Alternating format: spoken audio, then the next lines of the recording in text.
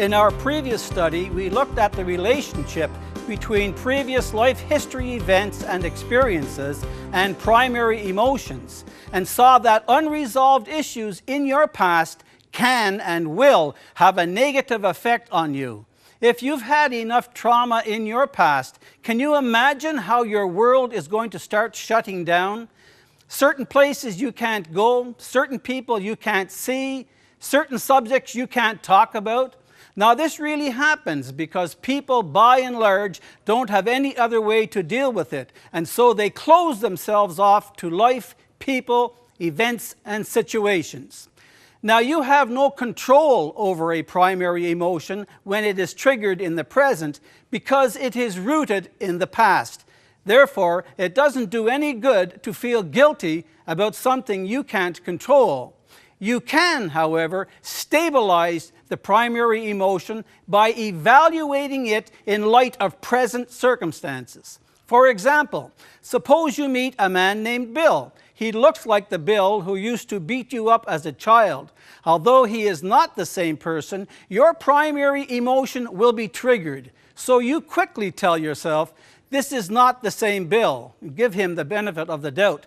This mental evaluation produces a secondary emotion that is a combination of the past and the present. Now, you have done this thousands of times, and you have also helped others do the same. When people fly off the handle, you try to help them cool down by talking to them.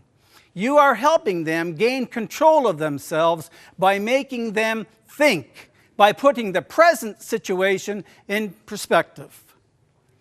Some Christians assert that the past doesn't have any effect on them because they are new creations in Christ.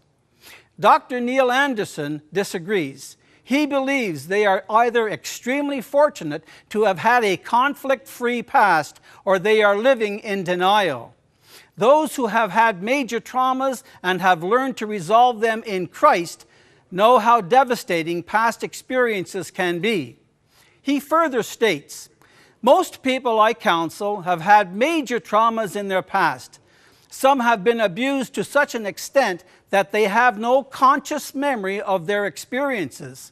Others constantly avoid anything that will stimulate those painful memories. Most don't know how to resolve those past experiences, so they have developed myriad defense mechanisms to cope. Some live in denial, others rationalize their problems or try to suppress the pain by an excess of food, drugs, or sex. A major role of psychotherapy is to determine the root of primary emotions. Sometimes psychotherapists resort to hypnosis or drug therapy to get at the sources of their clients' problems. Dr. Anderson is personally against drug-induced programs or the use of hypnosis to restore a repressed memory. Such methods, he believes, bypass the mind of the client and ignore the presence of God. Only God can set a captive free and bind up the brokenhearted. He is a wonderful counselor. And in our next study, we will discuss the answer for repressed memories and how the truth sets us free.